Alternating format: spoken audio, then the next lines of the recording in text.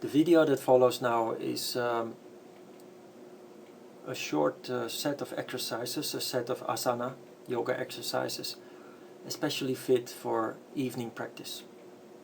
When I started practicing yoga 30 years ago, I practiced yoga every evening before sleep. It is very important that you approach this in a typical yoga way, otherwise you will not be able to sleep. And what does that mean?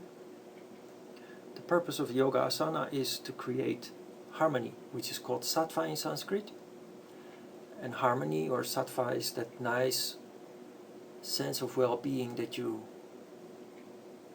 get from each of the exercises.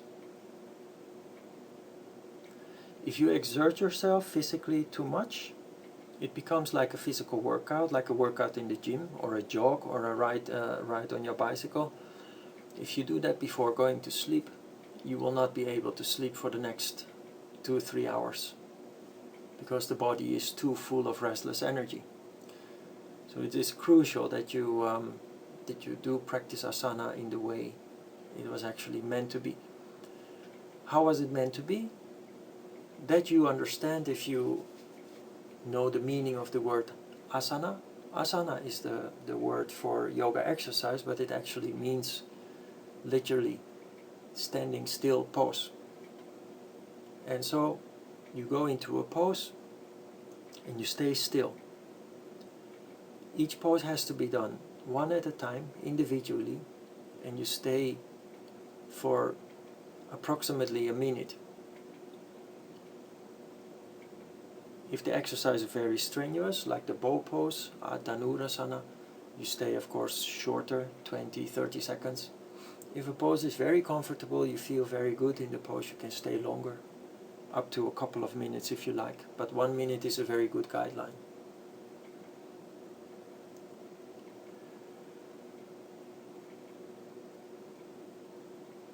When you practice an evening routine, it is best that you, before practice, not engage too much in activities or watching TV. It is best that you wind down your evening after a light dinner, maybe making a little walk outside, reading a book for an hour, hour and a half, or writing some letter or something, but something quiet and focused, something that doesn't scatter the energy too much. And then by the time it's time to practice, you dim the light, close the curtains, no music, no TV, make it a pleasant atmosphere, soft light, and no distractions or disturbances. And start your practice quietly, finish it also quietly, and if you do it correctly, in a true yoga fashion, after your last exercise you can just lie down on your bed in Savasana, and before you know it you're fast asleep.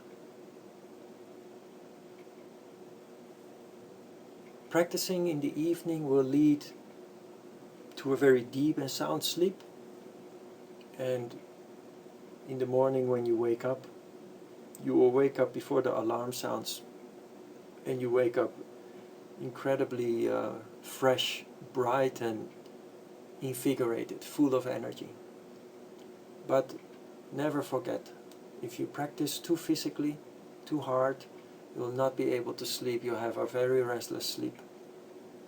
So it is really important that you practice quietly and not too physical. Enjoy your practice.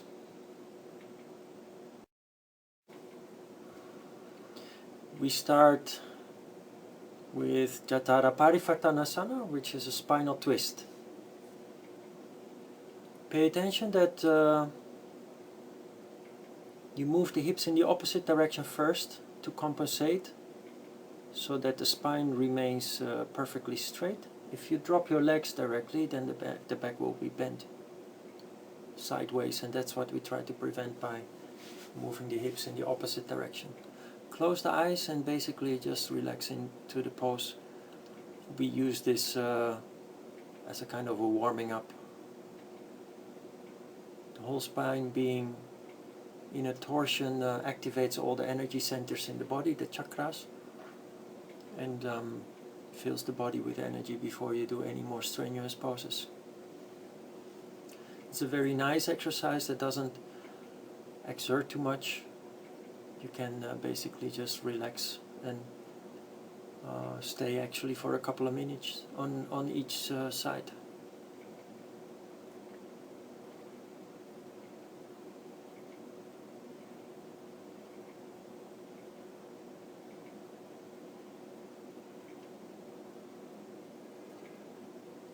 Before you move to the other side, just lie straight in Savasana just for a moment. Let the energy dissipate, spread, feel the nice feeling that ensues as a result of the pose.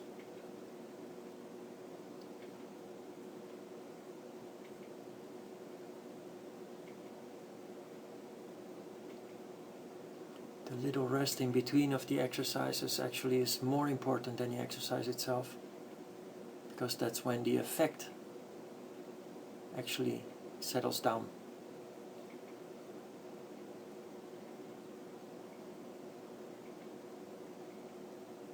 And if it's done correctly, you feel a very nice sense of well-being spreading in this 10-20 seconds of rest in between poses.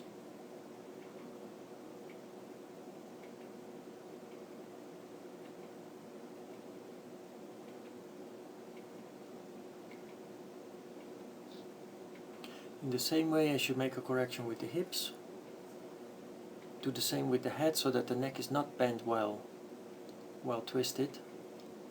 To move the head a little bit sideways before you turn it in the opposite direction of the legs.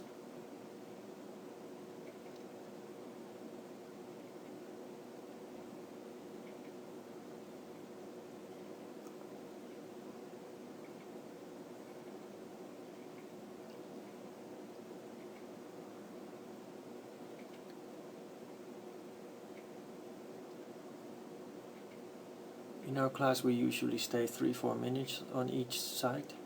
For the sake of making this video we stay a little bit shorter, but feel free to stay longer.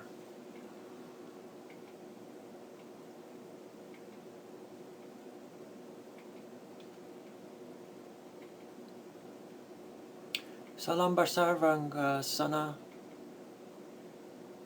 the Sanskrit name, better known as the shoulder stand.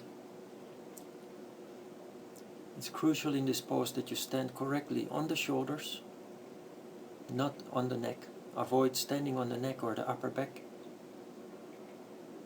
If necessary, use an extra mat under the shoulders, supporting the shoulders, not the head, creating a little bit more stability.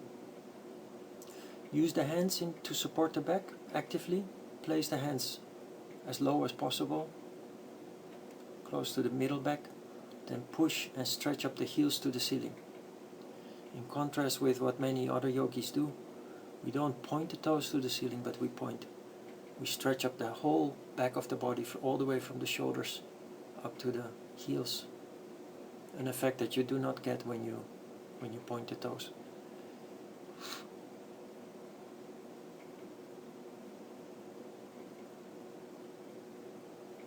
Shoulder stand, also known as the mother of all yoga poses, and the reason for that is obvious. It's one of the best therapeutic exercises in yoga, and every routine, every yoga workout should actually contain at least one variation of the shoulder stand, but if possible 3 to 4 variations of the shoulder stand.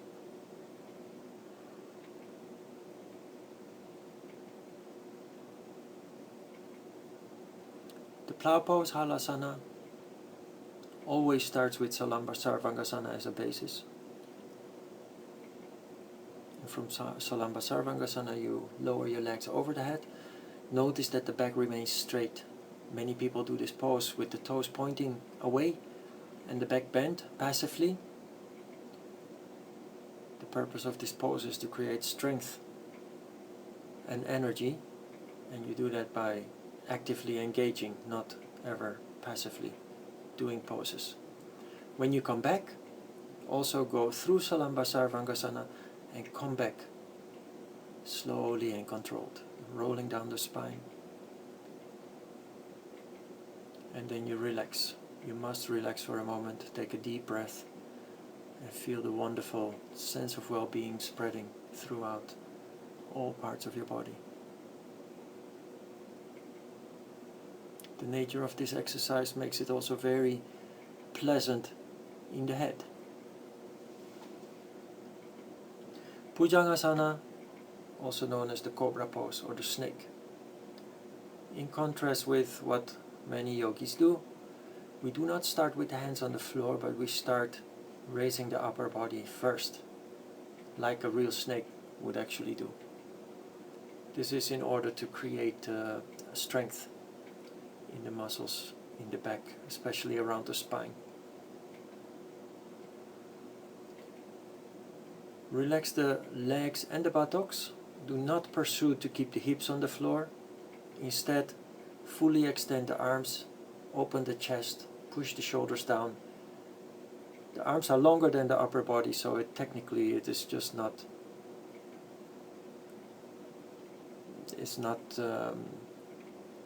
correct to try to keep the hips on the floor. Trying to keep the hips on the floor would lead to a cramped position. That doesn't give the benefits the pose is supposed to give. Done with this pose, also roll down slowly and controlled. Relax, take a deep breath before you go to the next pose.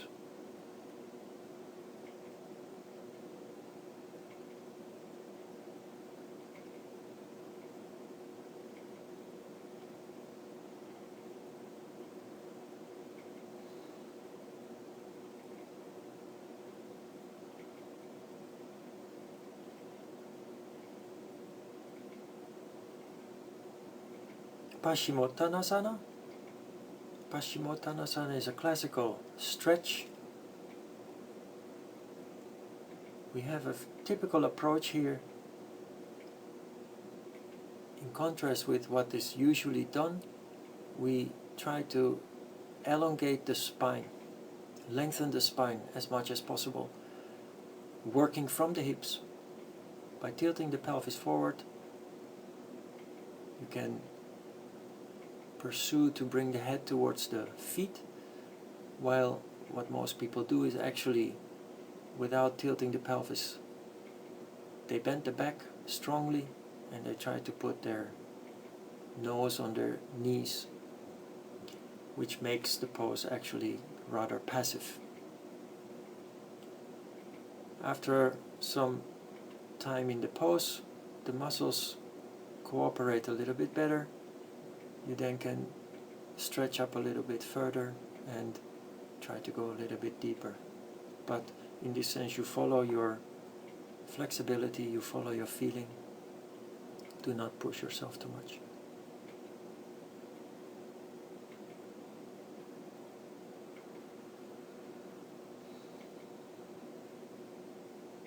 You can see the back is slightly bent, but it's very actively stretched up.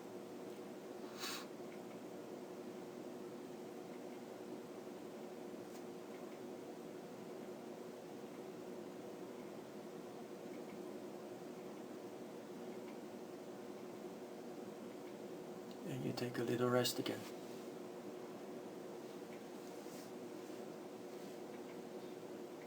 Remember, the little rest in between is very important. It's what makes yoga yoga.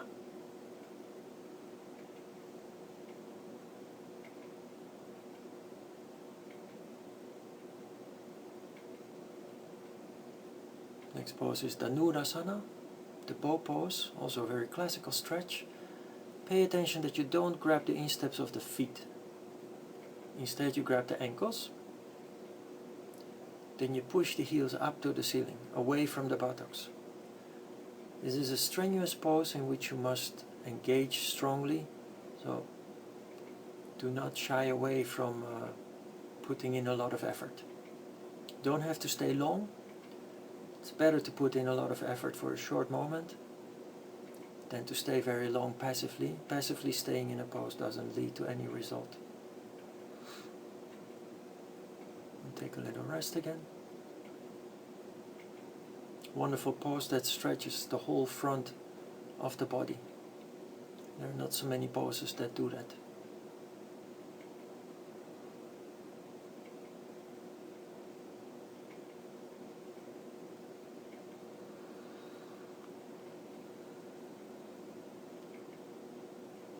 JanuSirsasana, which literally means head to knee pose. Janu is knee, Sirsa is head. However, this leads to the faulty practice of bending the back and bringing the nose to the knee, like in Paschimottanasana. Like in Paschimottanasana, stretch up the back, elongate the spine, and work from the hips. Bending the back has no effect at all. Stretching up the spine gives the exercise an intense experience that makes it truly effective, that makes it truly work.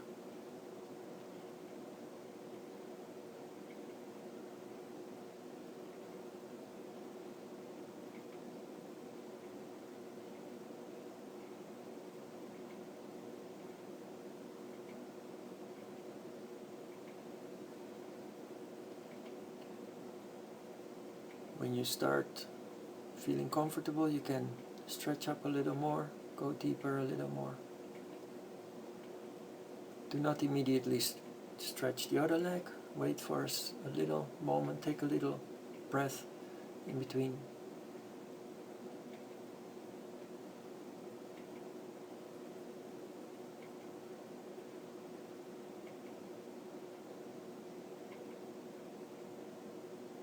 You can move on to the other leg. Which leg you start doesn't matter, but if you practice regularly, one day you start with the left leg, another day you start with the right leg.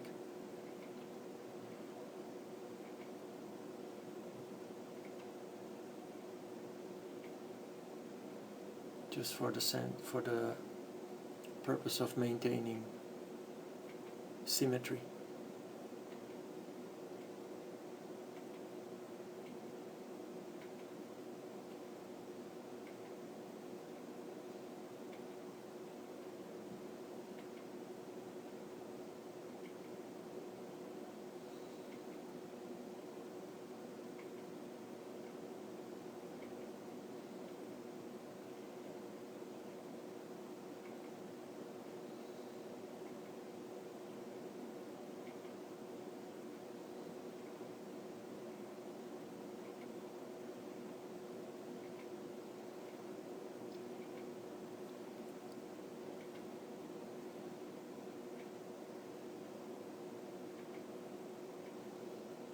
When JanuSirsasana is done, take a little breath. You can lie down in Savasana, especially if this is your evening practice before going to sleep.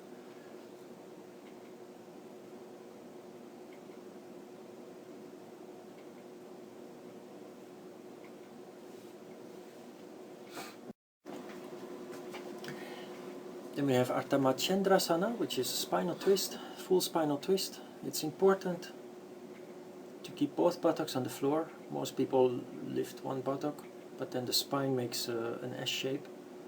So keep both buttocks on the floor, firm.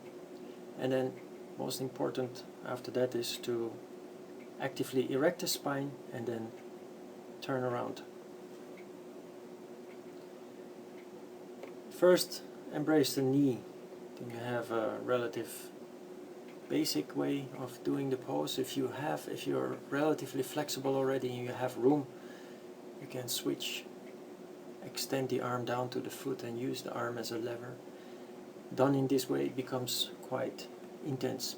But it is important that under the intensity, do not allow the spine to bend.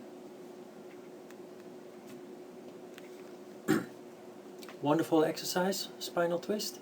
Looks simple, but the effect of spinal twist is like Jatara Parivartasana at the beginning, that it activates all the chakras, the energy centers along the spine. And you must try it out for yourself, but when restless, when emotional, when upset, disturbed one way or another, a simple pose like this just really makes you calm and takes the pinch out of your emotion.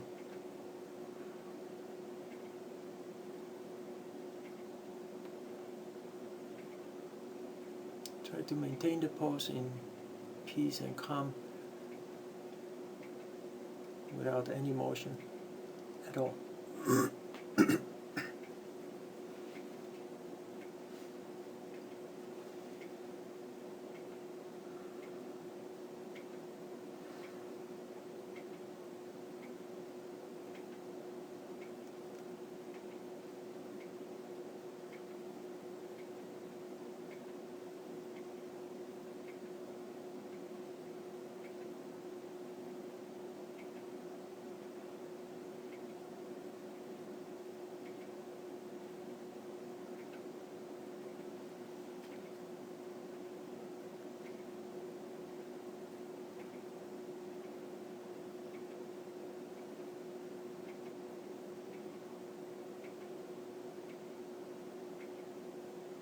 Take a deep breath after coming out of the pose.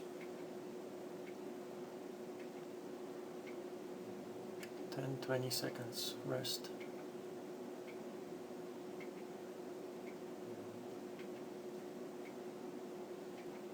And then we move to Virasana and Supta Virasana. Virasana is a hero pose. You sit in between the ankles, the feet must be straight, pointing straight out the back. Do not turn them in under the buttocks or turn them out. Keep them straight out the back to avoid deformation of the feet. Eventually you're supposed to sit on the ground, the buttocks on the ground. Make a hollow back, tilt the pelvis forward, stretch up the neck. Excellent exercise if you're comfortable in the pose, for meditation also.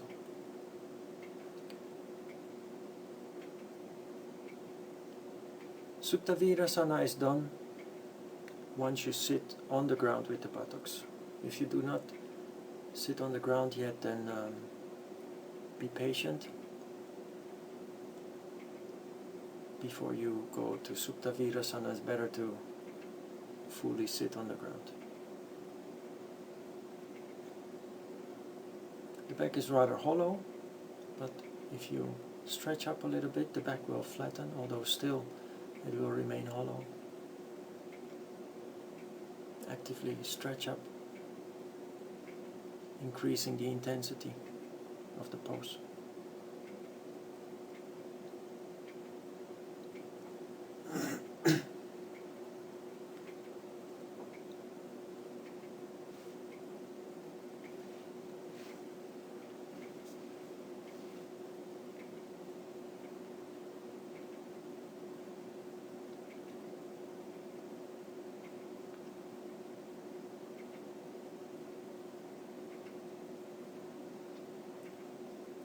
You slowly come back. The knees may be under pressure. Slowly straighten the legs. Take a little rest in Sukhasana.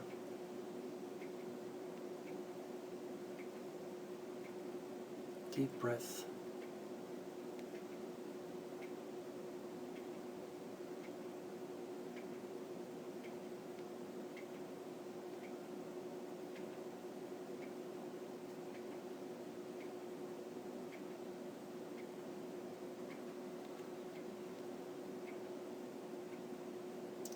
Then we have Salambha Sirsasana, also known or considered the king or the father of all exercises, indicating its importance.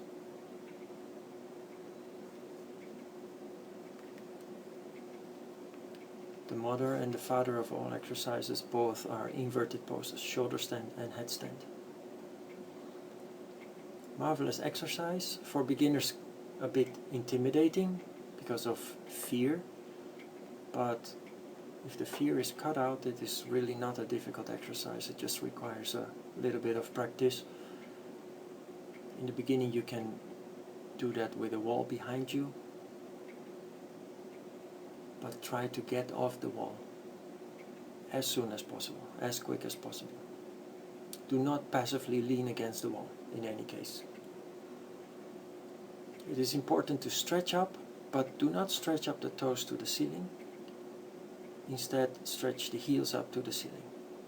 Try to come back in a controlled fashion, the same way that you went into the pose. If that's not possible yet, you can find other ways to get into the pose and to come out of it. Little rest in the embryo pose. Savasana.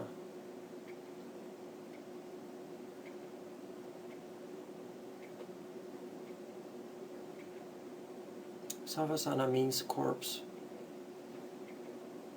Basically, you relax the whole body.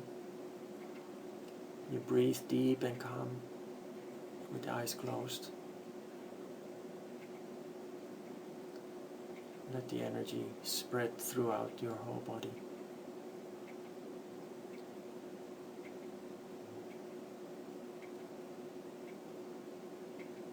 If you do this routine in the evening, you can do Savasana in bed and just fade away into a deep sleep.